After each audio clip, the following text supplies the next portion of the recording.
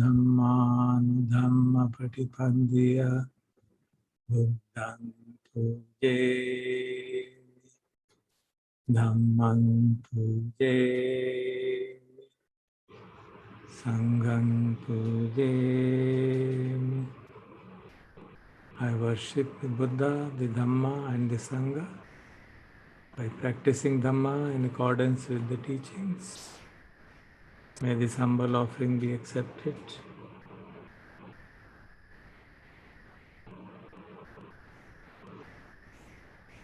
हम लोग इद्धिपाद की चर्चा कर रहे हैं. तो हमने छंद इद्धिपाद और इद्धिपाद की चर्चा की. दोनों को समझने का प्रयास किया, उनके महत्व को, किस तरह से छंद स्ट्रांग होगा तो वीर्य भी स्ट्रांग होगा, और छंद स्ट्रांग होगा वीर्य स्ट्रांग होगा तो तीसरा जो इद्धिपाद चित्त का वो भी उतना ही स्ट्रांग होगा. चित्त का अर्थात क्या होगा कि हमारा चित्त जो है, जो हमारा लक्ष्य है उसमें समाहित रहे, इधर उधर भटके ना. चाहे संसार में कितनी भी सुंदरताएं हैं, कितनी भी चीज़ें हैं जो हमको अल्योर कर सकती हैं, कोई भी हमारे मन को अपनी ओर न खींच पाए. हमारा सारा ध्यान उसी इद्धि की ओर, जो भी हमारे लिए प्राप्तव्य है उसकी ओर लगा रहे. Total dedication to the task. और वनरेबल लेडी सैडो ने कहा कि उसका उदाहरण इंटरेस्टिंग दिया है. It is like the absorption of the alchemist engaged in the transmutation of the baser metals into gold or silver. 17वीं 18वीं शताब्दी में इस तरह का काफ़ी प्रयोग होते थे कि जो लोहा है और इस तरह की चीज़ें हैं उनको सोने में कैसे कन्वर्ट किया, उनको alchemist कहते थे. And they kept on doing this thing very intensely. और आगे लिखते हैं, such an alchemist has no interest in anything else but his alchemy. He forgets to sleep or eat, or whether he had slept or eaten. He doesn't notice anything when out walking. Chitta is the great absorption or attachment of this nature. ये venerable lady सैडो ने अपनी बोधिपक्षीय दीपिनी में लिखा.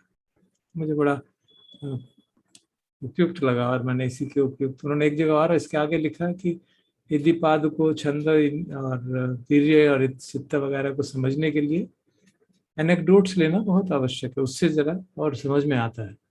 तो हमने भी कोशिश की एनेक्डोट्स लेने की. भगवान बुद्ध के बारे में और थेरी गाथा में हमने देखा, कई थेरियों की चर्चा की, किस तरह से उन्होंने डेडिकेशन से चित्त को लगाए रखे, रास्ते मार्ग में आने वाली कठिनाइयों से वो डिजेक्ट नहीं हुए, उनको पावरफुली ओवरकम करते रहे. और भी हमने देखा कि थेरी गाथा में और भी जो ग्रेट डिसाइपल्स उनकी लाइफ में भी हम देखते हैं किस प्रकार से टोटल डेडिकेशन से उन्होंने काम किया, और उसके कारण जो तीनों इद्धिपाद थे, छंद इद्धिपाद, वीर्य इद्धिपाद, चित्त इद्धिपाद और ऑफकोर्स मीमांसा का अलग से चर्चा करेंगे, तीनों के तीनों उनके बिल्कुल पुष्ट रहते थे. एक थेरी जो थी वो 25 वर्षों तक साधना करती रही और मन उनका बैठा नहीं, और फिर अपने टीचर के पास गई, फिर उनसे इंस्ट्रक्शन ली, फिर उन्होंने साधना की, and then eventually she could see through the difficulties in her practice. एक और थेरा के बारे में 7 वर्ष तक उनका मन एकदम टिका ही नहीं किसी पे, और इतना परेशान हो गए कि उन्होंने सोचा अब सुसाइड ही कर लिया जाएगा. हाथ में ब्लेड लेके उसको नस काटने ही वाले थे. फिर उनको एक प्रत्यवेक्षण हुआ, एक सोचा उन्होंने कि मैं क्या कर रहा हूँ, क्या इससे मेरा दुख दूर हो जाएगा. And that thought led him to the deep concentration and eventually he could make the breakthrough. इस तरह के उदाहरण उसमें आते हैं.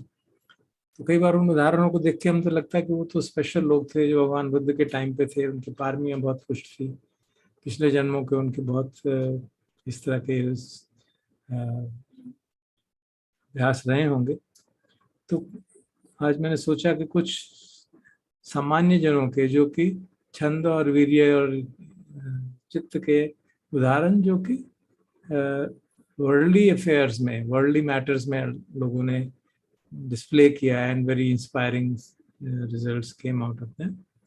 इस तरह के 3 उदाहरण मैंने रखे हैं, आपसे शेयर करूंगा. just to give us the flavor of what really Chanda means, what really the Virya means, and what really the kind of difficulties people face, and then overcome them. They don't get overwhelmed by any of these difficulties. And चित्त बिल्कुल समाहित रहता है अपने जो लक्ष्य है उसके प्रति. पहला एग्जाम्पल तो आप सब लोग फेमिलियर ही होंगे काफी, क्योंकि उन पे मैंने सुना उन पे एक फिल्म भी बन गई है दशरथ मांझी पे, जिसे माउंटेन मैन भी कहा जाता है. संक्षेप में उनकी पत्नी जो है पहाड़ पे चलते गिर गई, चोट लग गई और उनको हॉस्पिटल जाना था. And the distance was just about 90 kilometres, जबकि as the crow flies distance was 125 kilometres. और वो इतनी देर में इंतजाम करते इतने में उनकी पत्नी रास्ते में ही मर गई. And he was deeply moved and he realize कि भैया मेरी पत्नी के साथ तो हुआ ही, यहाँ होता ही रहता है, यहाँ तो हमारे गांव में तो ये कॉमन बात है, तो मुझे कुछ करना चाहिए. तो क्या करें, जस्ट ए लेबरर. तो उन्होंने निर्णय किया कि ये जो पहाड़ जिसके कारण ये हो रहा है, मैं इसके बीच में से रास्ता बनाऊंगा. And started working on it with a chisel and a hammer, that's all. Imagine, so it's like carving a mountain and carving a road out of it, and he did it. How much time? And it made a 110-meter long road in this through the mountain, about 30 feet wide and 25 feet deep. How many years? 22 years. 22 years constantly working on it, while सारे गांव वाले कहते थे बूढ़ा पागल हो गया है, इसको तो कुछ समझ नहीं आती, कभी आज तक पहाड़ तोड़ा गया किसी ने. And he actually did it and got the thing. And as a result, the distance between those two villages reduced from 55 to 15 kilometers. That's what he wanted to do, and that's what he achieved. Then another person whom I had the privilege of meeting a few years back is Sant Balbir Singh Sichewal. बहुत famous environmentalist हैं पंजाब में. शायद भारत में उतने ज़्यादा नहीं जानते होंगे, जो एनवायरमेंट में काम करते हैं उनको जानते ज़रूर होंगे. What he did, एक रिवर है काली बेन रिवर, जो ब्यास की ट्रिब्यूटरी है, और वो सिख धर्म में बहुत सेक्रेड रिवर मानी जाती है, क्योंकि संत बाबा गुरु नानक देव जी ने वहाँ पे साधना की थी उस रिवर पे, और वहीं क्या कहते हैं उसी पे नहाया था और वो एनलाइटन हुए थे. तो फिर इसके बावजूद भी उसकी हालत ऐसी हो गई थी कि वो सब कुछ इंडस्ट्रियल वेस्ट से भर के खत्म हो गई थी. नदी बीच में सूख भी गई थी, सिर्फ उसमें वीड्स और यही सब पड़ा हुआ था. तो सन 2000 में उन्होंने कहा कि इसको कुछ साफ किया जाए, और वो अपने आप शुरू हो गए, क्योंकि वो संत थे. तो उनके सिख धर्म में तो कार सेवा का बड़ा महत्व है. सिख भाई हमारे इतने सेवा में प्रसिद्ध हैं सेवा के लिए, तो उनके साथ उनके शिष्य और भी लोग जुड़ गए, और गांव के लोग जुड़ गए, गांव के लोगों ने मदद भी की. And they regenerated that whole river. How much distance? 160 kilometers. Imagine, 160 kilometers of dead river was regenerated. सारा उसके वीड निकाले गए, बाहर रखे गए, उनको प्रोसेस किया गया, साइड में बैंक्स बनाए गए, उनमें जो वेस्ट आ रहा था उसके लिए अलग से इंतजाम किया गया. And it took about 3.5 years for 3,000 people working with him. 3,000 people, volunteers a day, worked under Sant Sichewal for 3.5 years and achieved the almost impossible thing of regenerating that river which was dead. Of course, it became very well known in environmental circles later. And in 2008, again that river got polluted because the industries again started and sending the things back. And again he assembled his team, and again they cleaned and then made alternative arrangements, talked to people, talked to villagers, talked to government, and then saw to it that the river remains reasonably clean. So that's the kind of dedication. 160 kilometers of a river being regenerated. So you can see the amount of chanda, the amount of virya, and total dedication, chitta constantly engaged in that. And the third example I would like to quote is from the field of science. A person who has been great inspiration to me personally. I read about her from childhood, because being a student of science, we come to know about her. She's a Polish lady, Maria Sklodowska, who later came to be known as Marie Curie. She was born in 1867 in Warsaw, when it was under the rule of Russians, and whose attitude towards Poles was totally hostile, and therefore the studies, it was a time when women were not allowed to study in colleges. So Marie Curie had parents who were teachers, and her mother died when she was 10 years old. So you can imagine, her father was a teacher and he somehow made them study. Madam Maria was a very brilliant student, and she's topped in her secondary school, but she couldn't attend the university because Warsaw University was entirely for men, for boys, not for women, were not allowed. And there was an underground university in which informal classes were held. And according to, as she wrote herself, accordingly, in this program, we decided to arrange evening courses where everyone would teach the subject they knew the best. And says it goes without saying, it was a secret organization, which made it actually very difficult. The status was such that if any person spoke in Polish language, the Russians would look upon them with sense of disdain and see that, oh, maybe they are going to start some movement against the Russian occupation. And that's the kind of situation which existed. So then she and her sister made a pact that, okay, you go to France and study. I will support you. I'll work here. And then when you're done with your study, then you invite me. So for 5 years after her matriculation, for 5 years, she worked as a tutor and a governess in Warsaw and studied physics, mathematics, chemistry in her spare time. So imagine 5 years working as a governess and as a tutor. And then when her sisters finished her studies, she went to Paris and enrolled in the Sorbonne University for the physics degree. And she, of course, was totally dedicated to studying science, but they had no money. So as she writes in her autobiography, she survived on buttered bread and tea for most of this time of her study. Just tea and bread butter. And completed her master's in 1893. She was 1893, first woman to earn a degree in physics from Sorbonne. And then she wanted to do her PhD, and there was one subject, and then there was a huge story. The kind of antagonism towards women in the university is very high. So they were all looked down upon, and the professors would say, why this feminism is coming, and these women, they should be in home, and what are they doing here in universities, and that kind of stuff was going on. That was the time when she was trying to study and enter and do a doctorate in physics. And then she met Pierre Curie, who was a scientist in Sorbonne University, was a professor, and he worked in piezoelectricity in a different field altogether, piezoelectricity and magnetism. And at that time, there was discovery of radiation by Henry Becquerel, and nothing was known what it is. And then she took it as a PhD subject and worked on it.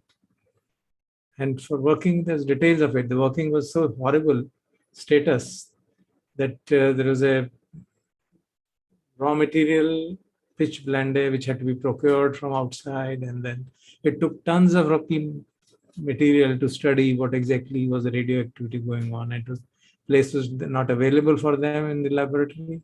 So in a shed behind the house of Pierre Curie, they set up their laboratory, where tons of this pitch blende ore were taken and processed, and huge studies were done. And out of that ton, 1/10 gram, 100 milligram of radioactive substance was isolated. And the first substance she isolated, she named it polonium. And it was seen as a protest against the Russian occupation, because Poland did not exist at that time. It was a Russian occupation. It does exist in the map of Europe, and she called it polonium. And then later she discovered another, which was called radium. And she regretted that she should have named second one polonium, because radium was extremely highly radioactive, much higher, more than polonium. And then the whole life, faced a lot of difficulties. And as if her difficulties were not enough, she married Pierre Curie, and in 1906, he died of an accident. Meanwhile, her PhD thesis she presented, and she discovered the new radioactive elements, coined the word radioactivity for that, and therefore it was a kind of a huge discovery in the domain of physics. But such was the antagonism that the Nobel Committee decided that this work was really very good, but the Nobel Prize should go to Pierre Curie rather than to Curie. But her husband, of course, was very clear. He said, I was only assisting her. It is her PhD, her work.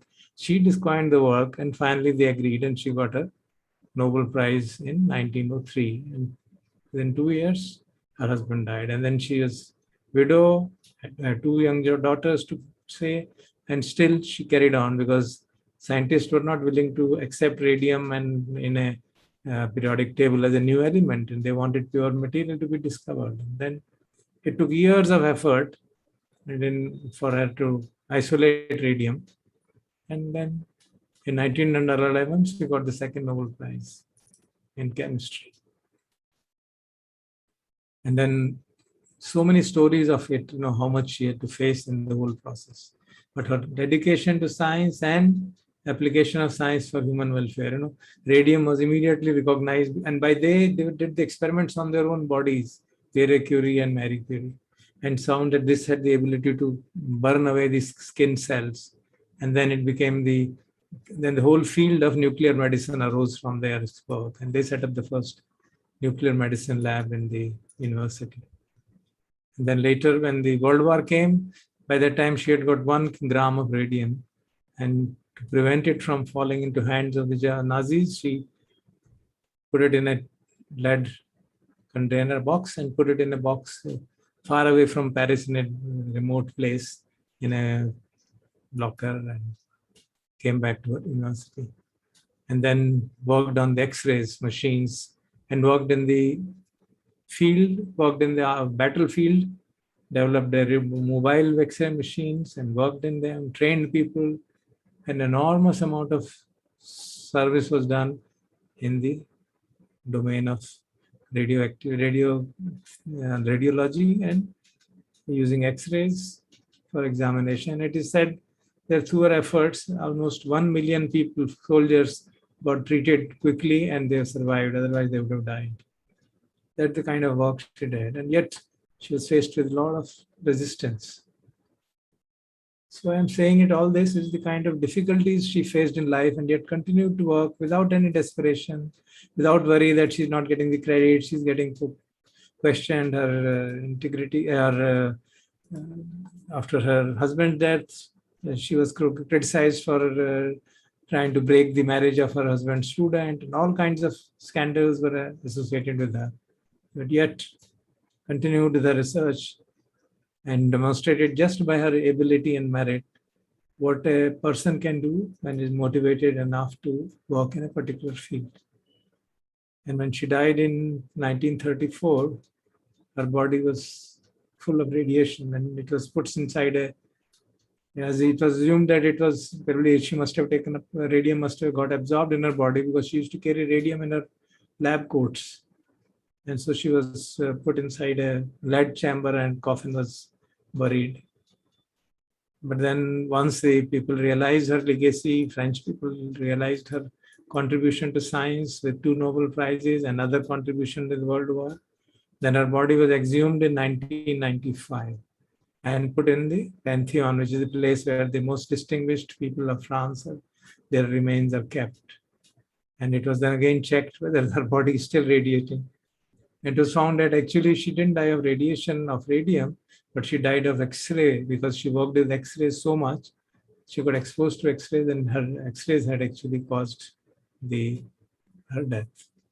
And now, of course, she is recognized as the greatest woman scientist of all the times. One who faced so much of challenge, so much of adversity, so much of difficulty, so much of criticism, and yet continued to work. Well, that has been for me right from childhood a great inspiration. That's the way people can continue to work in spite of so much of problems and so much of criticism. And the generosity of hers was that she gave her both the 2 Nobel Prizes she got. She gave the gold to the government of France, saying that you melt it and use it for money because there was tremendous need for money. Of course, they didn't do it out of respect for the Nobel Prize, but that was the kind of dispassion with which she served the people, first through nuclear medicine, then through X-ray machines, and in the science through her own scientific theory, which led to the discovery. The whole area of atomic physics opened after her work. So I've given you such a detailed description, partly because I have myself been inspired, partly, and partly because I think we often feel that, there is so much obstructions in our work, in even our worldly matters, and in sadhana में तो हम देखते ही हैं इतनी परेशानियां हैं, घर की परेशानी है, जो ऑफिस की परेशानी है, समाज की परेशानी है, and these are the examples which really motivate us to see that people can achieve great heights if the chanda is strong, determination is strong, and then the mind is inclined to the task with fullest integrity, fullest enthusiasm, in spite of all the objections. So I hope that this would inspire you as much as it inspires me whenever I read it. And I had made full details, but I thought it would be too much for you. It's extremely inspiring to read her biography. Incidentally, such was the inspiration that her daughter, who worked with her, also became a Nobel laureate. She discovered artificial radioactivity. So radium, which Marie Curie discovered, was used for 50 years throughout the world as the method of nuclear radiation for treatment of cancer. And after her daughter's work, the artificial radioactive substances were used because they are safer. Radium is not very safe to use. So that's the kind of contributions which this family had made in spite of enormous kind of difficulties they faced. May we all get motivated, develop the chanda, virya, and the chitta to follow the path of Dhamma fully, intensely, and full dedication.